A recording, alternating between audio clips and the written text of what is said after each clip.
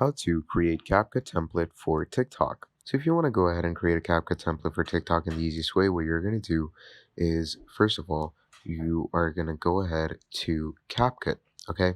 Now, once you're over here, first of all, obviously you're going to want to make it clear in your mind on what kind of template you want to create.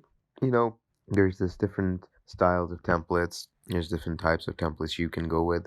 So you can see even in the template section on CapCut itself, these people have created different templates for themselves.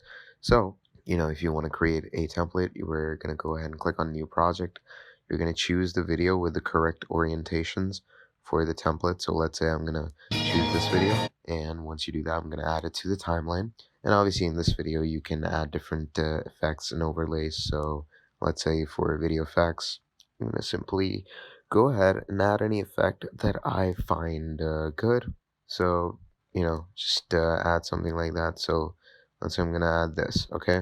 And look at that. That looks pretty incredible, right? So that's pretty much about it. Thank you for watching, and I'll see all of you next time. Goodbye.